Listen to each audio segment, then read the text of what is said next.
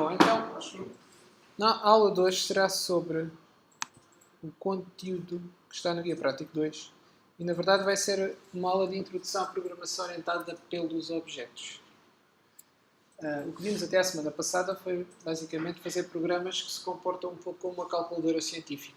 Fazer programas que fazem contas e depois também vimos como fazer contas, entre aspas, com operações lógicas. Mas vimos basicamente como avaliar expressões numéricas ou booleanas. E também, e isso é importante, como definir funções. Foi os conteúdos que vimos até agora. Há uma outra unidade de abstração, digamos assim, na programação.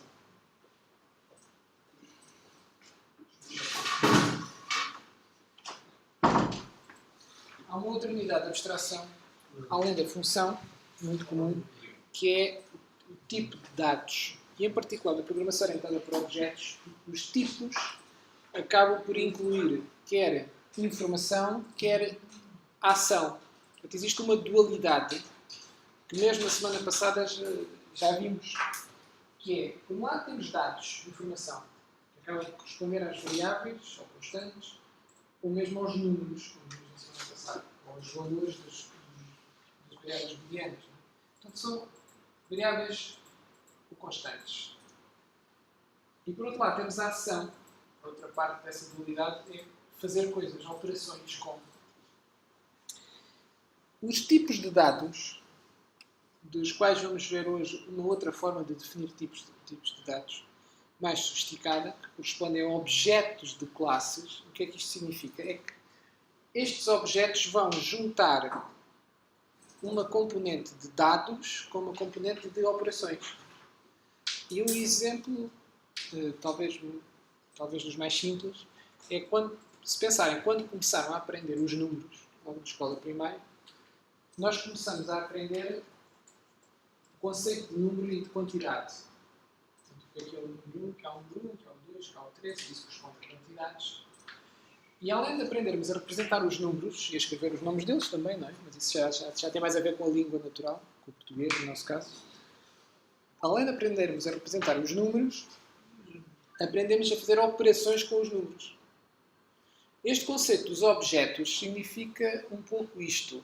Um objeto, se fosse do tipo inteiro, conteria não só a informação de um determinado número, portanto C2, C3, C4, como também tem disponível as operações que podemos fazer com números inteiros.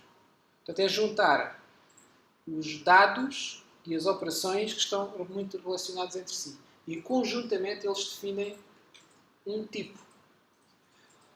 Uma das formas de definir um tipo, como vamos ver hoje, é definir classes.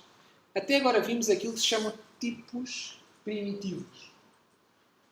Isto para distinguir do que vamos falar hoje. Os tipos primitivos são, por exemplo, o int, ou o boolean que usámos até a semana passada. E dizemos que somos tipos primitivos para distinguir destes porquê? Porque esses tipos só servem mesmo para definirmos variáveis deles. Ou para verificar que uma determinada constante é daquele tipo. Ou seja, o tipo inteiro não tem as operações sobre os inteiros lá dentro. Como vamos ver hoje com as classes que têm. Estão separadas. Nesse aspecto, a linguagem Java não é orientada para objetos.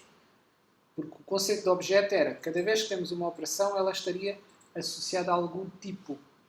Então, por exemplo, o operador soma deveria fazer parte de alguma forma do tipo inteiro. E não faz, são coisas que acabam por estar separadas.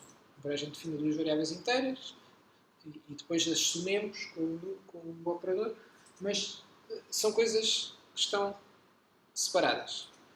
Que é, aliás, o que nós estamos mais habituados a pensar. Se calhar, quando usamos uma calculadora, não pensamos que uma coisa está dentro da outra. Pensamos nas operações por um lado e nos valores por outro. Para vermos este conceito de objetos, uma das formas mais comuns é usarmos objetos gráficos, para isto não ser uma coisa assim toda muito abstrata. E nesse sentido vamos usar um primeiro objeto gráfico, que é o GTurtle, que foi uma coisa que por razões históricas se chama uma tartaruga, mas que na verdade corresponde à ideia de termos como que um pequeno carrinho, uma espécie de um carrinho telecomandado, que anda pelo chão e que tem uma caneta e pode fazer desenhos. Basicamente pode andar em frente, pode rodar E pode baixar ou levantar a caneta para desenhar ou não desenhar. Só que, em vez de ser telecomandado propriamente, vai ser programado. Nós vamos dizer o que é que queremos que ele faça e depois dizemos para ele fazer e ele vai executar aquelas instruções. Nós não temos aqui o carrinho físico para andar a passear, não é? Mas podemos fazer isso, uma das vantagens da informática é que podemos simular isso com um computador e ver isso no ecrã. E é o que este objeto da classe, os objetos da classe GTurtle nos vão permitir fazer, que é andar com o objeto de um lado para o outro.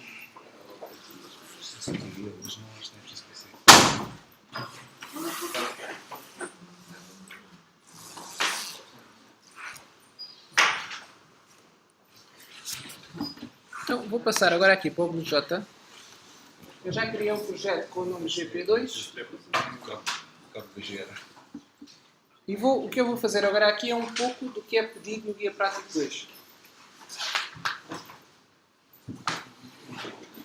Então, vamos definir uma classe. Aqui eu vou chamar World, porque vai ser esta classe, o objeto desta classe vai corresponder à nossa janela. Mas agora será uma janela gráfica onde vamos poder fazer desenhos. E vai ser como que o mundo onde vai viver o nosso objeto tartaruga. Por isso vamos chamar World. E isto dá origem a um daqueles esqueletos de código. Parecido ao que vimos até a semana passada, mas este agora para um mundo gráfico. Está aqui também um esqueleto de um pequenino programa, que a única coisa que faz, vamos já ver o que é que ele faz, é colocar dois textos aqui, um IPB em cima e um stick aqui em baixo. Isso é o que faz este programa que já está feito. E vamos usá-lo apenas para espreitar um bocadinho o que é isto do objeto. E como é que se escreve essas coisas. Aquele texto que lá aparece já não é só um texto, digamos assim. Como vimos até a semana passada, qualquer coisa que a gente põe entre aspas é uma string, que é um objeto, na verdade uma string também é um objeto, que tem lá guardado aquele texto. Mas aquele glabel tem que ser um bocadinho mais. Porque é um texto, mas é um texto gráfico, que aparece ali em determinado sítio. Então, em rigor, aquilo é um glabel. É um objeto do tipo glabel, melhor dizendo. E para guardar objetos do tipo glabel, tal como para guardar aqui um int, nós definimos aqui uma variável, que na verdade depois dizemos que é uma constante, porque fizemos um find, dizemos isso para o x e para o y. Aquele x e aquele y, na verdade, só tem lá guardado dentro o valor 40 e 10, respectivamente. Mas esta variável vai ter algo um pouco diferente. Mas vejam, a definição da variável, o glabel, é parecida no sentido que primeiro está o tipo, que ali era int e aqui é glabel, e depois está o nome da variável, que ali era x e y, e aqui é one glabel, portanto uma glabel. Há falta de nome melhor aqui. Portanto, temos aqui uma variável do tipo glabel. Esta variável não é um número, não é um inteiro ou um double, neste sentido. A última análise são tudo números e são tudo bits, não é? Mas não é isso que nos interessa aqui. Não nos interessa aqui pensar dessa forma. Interessa-nos pensar que aquele one glabel não é um número como é o x. É o quê? É um objeto. Mas o que é que isto significa verdadeiramente? Significa que aquela variável nos vai permitir aceder a informação, em primeiro lugar, e depois também a operações. Porque se aquilo é um objeto glabel, que é tal label que lá aparece, ela tem, por um lado, informação. Tem o texto que lá aparece, que é o mais óbvio, mas até tem mais informação, que não se nota. Por exemplo, sabe onde é que está a posição XY na janela. Quando criamos o objeto glabel, à partida poderíamos dizer só new glabel.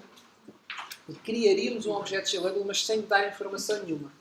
Aqui, ao acrescentarmos entre parênteses esta informação, estamos a dizer que queremos criar um objeto glabel que tem com esta informação, com o texto IPB e com um x e um y, que são as suas coordenadas, dados por estas constantes que aqui estão, que têm o valor de 40 e 10. Portanto, criamos uma glabel com o texto IPB e que vai estar na posição, a sua posição, a partir de será o 4010.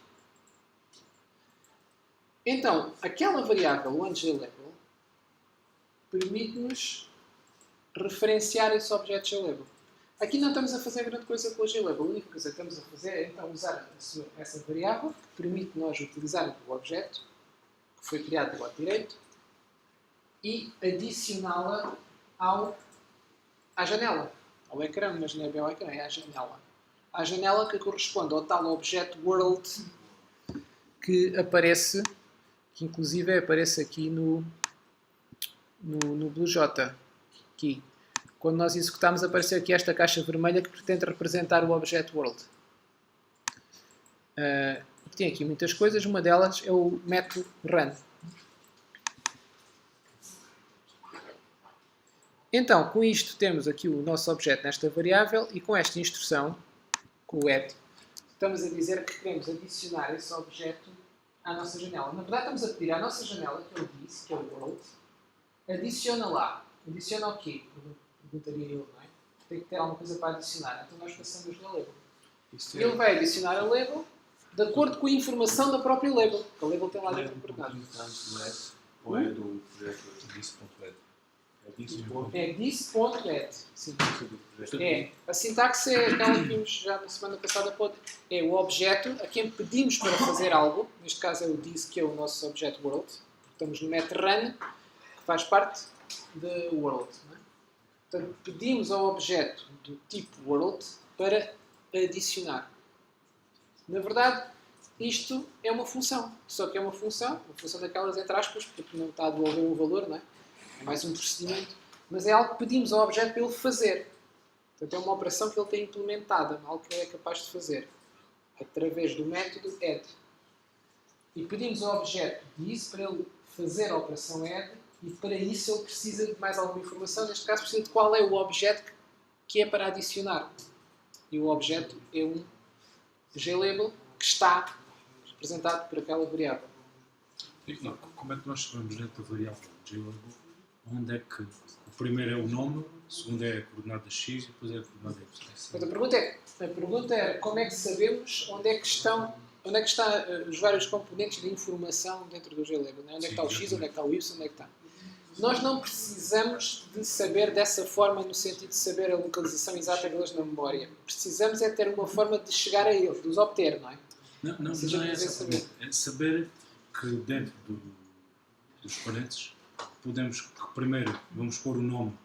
Como é que sabemos que é para pôr assim e não ao contrário, por exemplo? Como é que sabemos que não pomos primeiro x e y? Se há mais informação que possamos lá pôr... Exatamente. Isso temos que saber vem da documentação da classe glabel. E para isso, até podemos saltar logo para aí. Se formos aqui logo ao início da página, vocês têm aqui no início, o primeiro link de todos é a biblioteca e depois é a documentação online da biblioteca. Este primeiro link é mesmo, tem aqui muita conversa, tem aqui até uns capítulos a explicar como é que isto funciona tudo, mas não vamos agora olhar para isso tudo, vocês podem espreitar se quiserem, vamos ver aqui o segundo link, que é este segundo, documentação online da biblioteca. E quando chegamos aqui, tem aqui muita coisa, mas o que é importante é que aqui de lado estão todas as classes disponíveis nesta biblioteca. Não são todas as classes da linguagem Java, reparem, é só desta biblioteca que nos vai permitir fazer desenhos gráficos de forma mais simpática, por assim dizer, mais fácil. Depois há todo o outro código da linguagem Java, mas que nós até não vamos precisar muito mais do que aquilo que já vimos na semana passada. Vamos precisar de definir strings e pouco mais, por enquanto. Vamos, por enquanto, usar fundamentalmente estas classes que aqui estão. E aqui dentro destas classes, uma delas é o glabel, que está aqui mais abaixo. Então, se nós viermos aqui, clicarmos no glabel, aparece aqui estas coisas todas. O que é que interessa aqui? Isso que estávamos a falar são os construtores do objeto. São como que funções especiais que servem para criar o objeto. É o que nós colocamos a seguir àquela palavra new. New, nome da classe. E esse nome da classe seguido parênteses é aquilo que se chama o construtor. É como se estivéssemos a chamar essa função especial que cria o objeto do tipo glabel e para a qual nós podemos passar informação. Aqui estamos a passar só uma string, porque temos ali duas hipóteses. Ou só lhe passávamos a string, ou passávamos, como nós fizemos, uma string com x e um y. Tínhamos essas duas hipóteses de criar uma label. Portanto, também não tínhamos disponível a hipótese de criar uma label sem dizer nada. Quem desenhou isto achou que isso não fazia sentido, era criar uma label sem lhe dar texto nenhum. Portanto, no mínimo temos que passar o texto. Ali é o IPB e o stick, naquele exemplo. E a seguir podemos ou não, conforme utilizamos este primeiro construtor ou o segundo, dar também o x e o y. Depois, além disso, temos aqui mais um conjunto de métodos, mas isso vamos ver com a classe tartaruga, que é mais interessante que esta. Porque esta é uma classe, são objetos, os objetos desta classe são objetos muito estáticos, né? É para descrever um texto que lá está e depois aquilo, a label não faz coisas propriamente, é um objeto um bocadinho passivo. Embora tenha aqui coisas que é capaz de fazer, são mais coisas para nos dar informação que ele já tem. Reparem, o getLabel, na verdade, dá-nos o texto que lá está dentro. É um bocadinho esquisito, estes nomes para mim de vez em quando não estão bem escolhidos, porque é um bocado esquisito pedir à label para nos dar a label. Porque isso daria ela própria, não é? Era melhor que se chamasse getText, que é o texto que está dentro da label, não é? Pronto, mas infelizmente eles resolveram chamar a getLabel, mas a ideia é essa. São métodos que, por exemplo, dão a altura da fonte da label, não é? Mais da label mesmo, dão o texto, lá está, dão a largura, portanto, permitem-nos obter informação, porque a label é um objeto que não é propriamente um objeto que faça coisas. O texto da label, podemos? Se tivermos aqui um método que o permita, e devemos ter, que é este, setLabel, em que lhe passamos outra string e ele muda. Portanto, este método aqui. O tipo de letra. Também é possível. Podemos fazer com o setFont. Nós não vamos para já explorar muito isso, mas é possível. Se nós passarmos um objeto fonte, é claro que esse objeto fonte é que tem que ser criado da forma certa, isso é um bocadinho mais complicado, mas é de facto possível. Nós dizemos qual é a fonte de texto, portanto, se é Times New Roman, acho que estiverem disponíveis, né? Também não vão estar todas, mas haverá um conjunto, e nós podemos definir até dentro de alguns parâmetros como é que queremos que a fonte seja, se tem bold, se tem italics, essas coisas todas. E depois dizemos que aquela label vai usar aquela fonte. Depois ela, quando mostra o texto, mostra. Ela, na verdade, ali já está a mostrar com alguma fonte. Tá? Só que é uma por omissão. A gente não disse nada, ela usou uma que tinha lá pré-definida. Né? Mas nós não vamos explorar muito aqui o do glabel, mas ficam a saber que isto existe. E na verdade, é um objeto bastante simples. Vejam, o que é possível fazer é mudar a fonte, mudar o texto e depois obter informação daquilo. Também. Não é assim um objeto que faça muito mais. Voltando aqui ao nosso código. Então, com isto, nós adicionamos a label. E aqui abaixo, só para vermos o resto do código, temos quase a mesma coisa. Aqui. Né? Aqui em baixo. Só que não nos demos ao trabalho, por assim dizer, de definir uma variável. Como não estamos a fazer nada, mesmo esta variável não fazia falta porque só está a servir para ser colocada aqui. Então aqui, nesse que definimos a variável, colocamos logo o new glabel dentro do add. Porque aquele new glabel devolve o objeto. Que aqui em cima estávamos a colocar no glabel e que aqui não estamos a colocar em lado nenhum, portanto estamos a passá-lo diretamente para dentro da função add. Está claro o que é que isto está a fazer? É a mesma coisa. A diferença é que aqui primeiro colocámos uma variável e depois aqui utilizamos a variável. Aqui estamos a colocar de forma direta. E estamos a criar então o objeto com o texto distinto, com o x e o y ambos a 200. E esse objeto é logo passado como parâmetro para o add e ele então aparece na janela na posição 200-200. No caso das labels, o 200-200 na verdade é a coordenada do canto inferior esquerdo do texto. Quando depois outros objetos gráficos que vamos ver mais tarde, a referência é o canto superior esquerdo, mas no texto é a base do texto à esquerda, portanto o canto inferior esquerdo. O ponto que é realmente o 200-200 será aqui no cantinho do E em baixo, né? O canto à esquerda do E. Pronto, isso é só uma curiosidade para nos situarmos.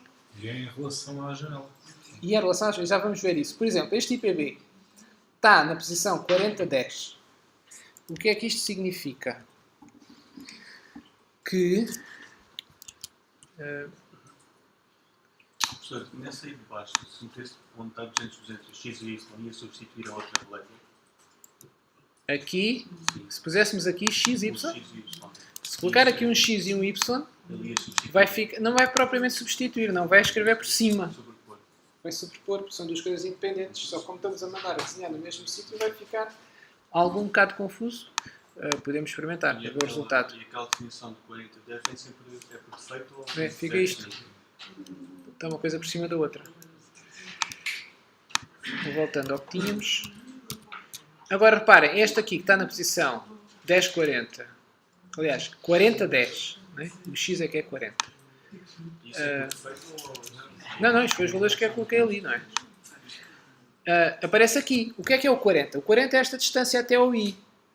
Do bordo da esquerda da janela até o I. É o 40. E o 10 é o quê? É a distância de cima até à parte de baixo do I. Isto significa que o Y, contrariamente aos referenciais que vocês costumam utilizar provavelmente na matemática e na física e em muitos sítios, normalmente quando vemos gráficos, até na imprensa, o Y normalmente cresce para cima. Isto tem a ver com o facto de nós também crescemos para cima, né? A gente cresce para cima. Mas curiosamente, na computação gráfica, a tradição é o Y estar de cima para baixo. Cresce de cima para baixo. Portanto, o referencial é o canto superior esquerdo da janela, em que um X maior é mais para a direita e um Y maior é mais para baixo. Portanto, o Y é que está ao contrário do que é o usual. Por isso é que o IPB tem que ter 10. Porque como a referência é o canto inferior esquerdo, se fosse 0 não se via. Porque estava todo para cima da janela. Ficava fora da janela. E não dava erro. É preciso também ter isso presente. Ele não se vai queixar de nós estarmos a desenhar fora da janela. Portanto, a janela funciona de facto como uma janela para um mundo maior. É como que há aqui um mundo que nós não vemos à volta da janela e a gente só vê de facto pela janela. Se nós desenharmos para uma coordenada que é fora da janela, ele não se vai queixar, vai desenhar, entre aspas, só que não vemos porque a janela não está a apanhar essas coordenadas. É importante ter isto presente. Portanto, a janela, às vezes em computação gráfica, chama-se um viewport, para o bocado que nós estamos a ver. E qual é o tamanho da janela? Ele tem um tamanho para omissão e há a forma de nós mexermos no tamanho da janela, mas para já não vamos gastar tempo com isso. Vamos nos contentar com o tamanho que ele nos dá à partida. Tá? Vamos para já ver coisas mais importantes, depois mais à frente vemos. Isso é quase com curiosidades, não é? Descobrir qual é a funçãozinha certa para chamar. Tem umas funçõezinhas para mudar o tamanho da janela. Pronto, dito isto, já nos permite entender aqui melhor o que é isto da JLabel. Ainda sobre a JLabel, esta palavrinha, o new, vejam que não tem parênteses a seguir, portanto não é uma função.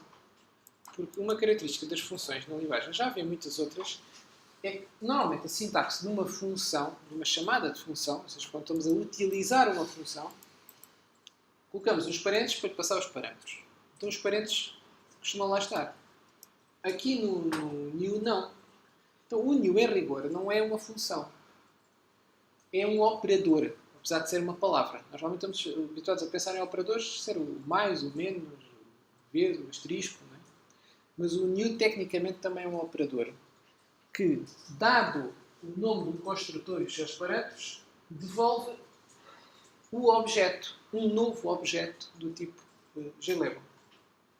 Esta história aqui do new ser um operador é um pouco isto. Fazer aqui um à parte. Quando nós aprendemos a fazer somas com aquilo que se chama notação infixa, ou seja, o operador está aqui no meio. Eu vou tirar o comentário, senão quase nem se vê, não é? Vou fazer aqui um zoomzito. Nós aprendemos isto na escola, desde a escola primária, não é? A nossa regra é escrever contas com o mais entre os dois operandos. Entre as duas parcelas, no caso uma soma.